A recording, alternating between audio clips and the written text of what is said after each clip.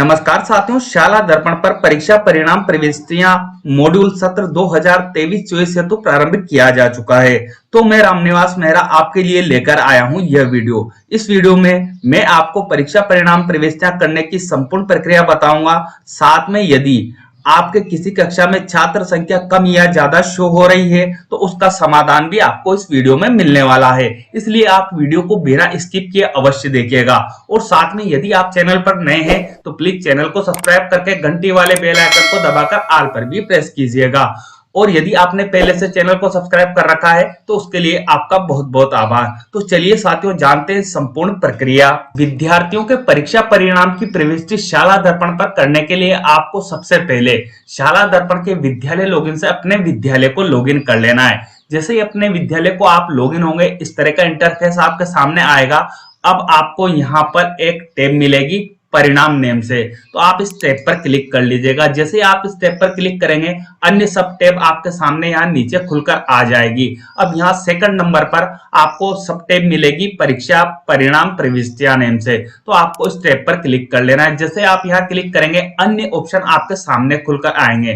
तो परीक्षा परिणाम प्रविष्टियां करने से पहले आपको क्या कार्य करना है, जो महत्वपूर्ण कार्य करना है वो ये है साथियों, जो मैं आपको बता रहा हूं। आपको पहले परीक्षा परिणाम प्रविष्टियां नहीं करनी है। यहाँ आपको एक ऑप्शन दिया हुआ है रिजल्ट रीसेट डेटा नेम से, तो आपको इस ऑप्शन पर क्लिक कर लेना है। जैसे आप यहाँ पर क्लिक करेंगे, तो आपके सामने इस तरह की इंफॉर्मेशन खुलकर आएगी। तो आपको सबसे पहले यहाँ जो कहा जा रहा है सेलेक्ट एग्जाम असाइनमेंट, तो आपको यहाँ एग्जाम असाइनमेंट सेलेक्ट करना होगा। तो उसके लिए आपको यहाँ पर क्लिक करना है। जो ड्रॉप डाउन बॉक्स आपको दी हुई है, इस पर आप क्लिक करेंगे तो आपको यहाँ दो ऑप्शन देखने को मिलेंगे, first term exam, second term exam. तो जिस भी टर्म के एग्जाम के डेटा को आप विद्यार्थियों के रिसेट करना चाहते हैं वो टर्म आप यहां से सेलेक्ट कर लीजिएगा। जैसे मैंने एग्जांपल के रूप में फर्स्ट टर्म एग्जाम सेलेक्ट कर लिया है।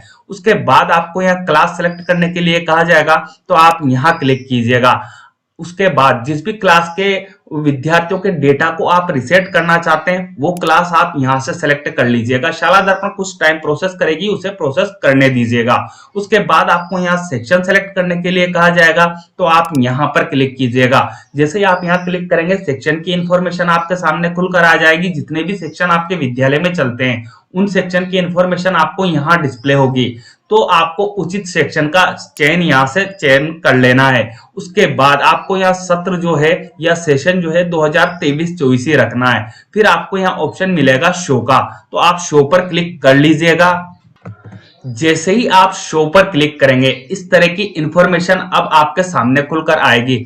आपके विद्यालय में करंट स्टूडेंट कितने हैं उनकी इंफॉर्मेशन आपको यहाँ डिस्प्ले होगी।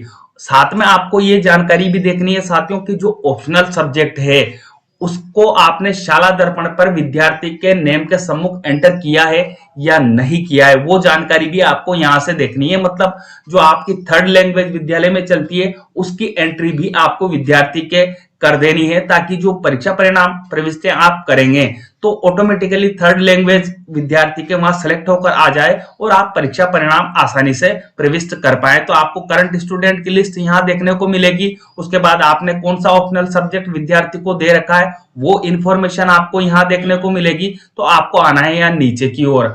अब यहाँ जो आप देख पा रहे होंगे, मेरे केस में टोटल स्टूडेंट करंट कितने बताए जा रहे हैं, मुझे 18 बताए जा रहे हैं। लेकिन स्टूडेंट इन रिजल्ट कितना शो हो रहा है, एक शो हो रहा है। तो हो सकता है ऐसी परेशानी आपको भी हो और आप डायरेक्ट यदि विद्यार्थियों के परीक्षा परिणाम की प्रविष्टि करेंगे तो वहां केवल आपको एक ही विद्यार्थी शो होगा, या जितने भी विद्यार्थी आपके यहाँ नीचे शो हो रहे हैं वो विद्यार्थी वहां शो होंगे। तो आपको पूरे विद्यार्थी का रिजल्ट प्रविष्ट करना है। तो ऐसी कंडीशन में आपको एक ऑप्शन यहाँ दिया हुआ है सिंक स्टूडेंट रिजल्ट डेटा, तो आपको इस ऑप्शन पर क्लिक कर लेना है। जैसे आप इस पर क्लिक करेंगे, इस तरह का डायलॉग बॉक्स आपके सामने आएगा, are you sure you want to reset result data. तो आपको जो ओके का ऑप्शन यहाँ मिल रहा है इस पर आपको क्लिक कर लेना है। जैसे आप यहाँ क्लिक करेंगे, शाला दर्पण कुछ टाइम प्रोसेस करेगी और इस तरह का डायलॉग बॉक्स आपके सामने आएगा, रिजल्ट डेटा रिसेट सक्सेसफुली।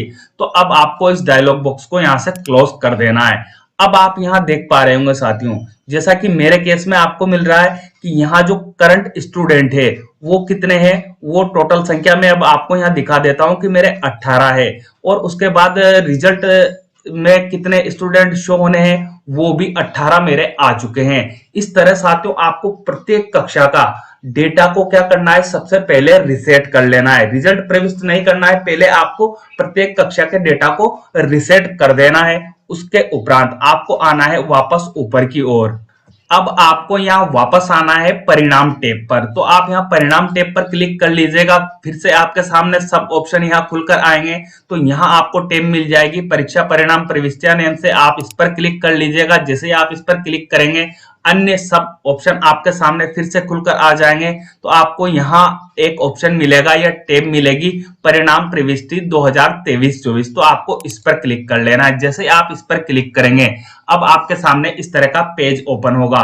तो अब आपको यहाँ एक इंपॉर्टेंट नोट दिया हुआ है, उसको आपको रीड करना है। विद्यार्थियों का परीक्षा परिणाम भरने के लिए यदि विद्यार्थी एब्सेंट है, यदि परीक्षा में विद्यार्थी एब्सेंट रहा है तो आपको क्या लिखना है, -1 लिखना है। और यदि विद्यार्थी मेडिकल पर रहा हो तो आपको क्या प्रविष्ट करना है, -2 प्रविष्ट कर लेना है। इस नोट को आपको ध्यान में रखना है। उसके बाद आपको यहाँ सेशन ऑलरेडी 2023-24 देखने को मिलेगा।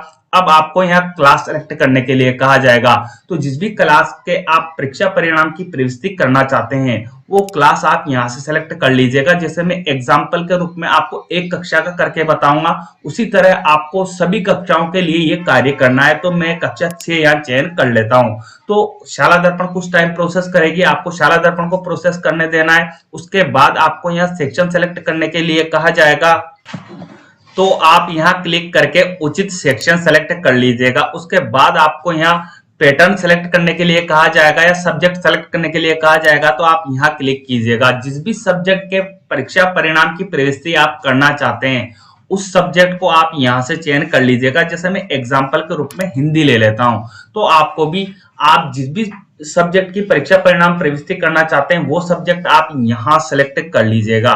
उसके बाद आपको एग्जाम असाइनमेंट सेलेक्ट करने के लिए कहा जाएगा। तो आप यहाँ क्लिक कीजिएगा। आप कौन से टर्म के एग्जाम की जो मार्क की है वो प्रविष्टि करना चाहते हैं वो टर्म आप यहाँ से सेलेक्ट कीजिएगा। जैसे मैं एग्जाम्पल आपको बता देता हूँ, फर्स्ट टर्म एग्जाम। उसी तरह आपको सेकंड टर्म एग्जाम के मार्क की प्रविष्टि भी करनी है। तो मैं यहाँ फर्स्ट टर्म की आपको बता देता हूँ। तो फर्स्ट टर्म मैंने यहाँ सेलेक्ट कर लिया है, इस तरह आप भी सेलेक्ट कर लेंगे। फिर आपको यहाँ ऑप्शन मिलेगा शो का, तो आप शो पर क्लिक कर लीजिएगा। अब इस तरह की स्टूडेंट की लिस्ट आपके सामने खुलकर आएगी। विद्यार्थी के सीरियल नंबर आपको यहाँ दिखाए जाएंगे।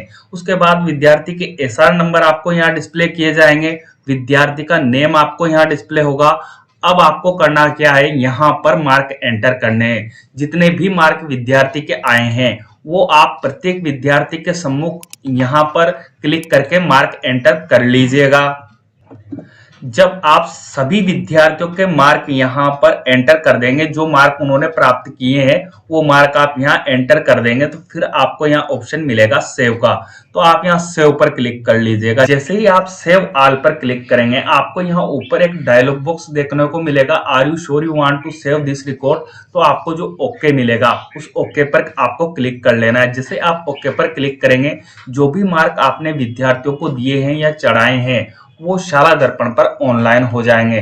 तो इस तरह साथियों आपको प्रत्येक सब्जेक्ट के जो भी सब्जेक्ट आपके विद्यालय में चलते हैं उनके नंबर आपको शाला दर्पण पर ऑनलाइन करने हैं। उम्मीद करता हूं साथियों वीडियो आपके लिए हेल्पफुल रहेगी। और यदि वीडियो आपके लिए हेल्पफुल रहे तो प्लीज मुझे कमेंट बॉक्स में कमेंट करके मोटिवेट अवश्य कीजिएगा। इस वीडियो को हमारे प्रत्येक साथी तक पहुंचाने का भी कष्ट कीजिएगा ताकि उनका कार्य जो है वो आसान हो जाए। और हाँ साथियों, वीडियो के अंत में आप वीडियो को लाइक करना भूल जाते हैं तो प्लीज वीडियो को लाइक भी कीजिएगा। मिलते हैं साथियों इसी तरह के नवीन और इम्पोर्टेंट अपडेट के साथ। तब तक के लिए जय हिंद, जय भारत।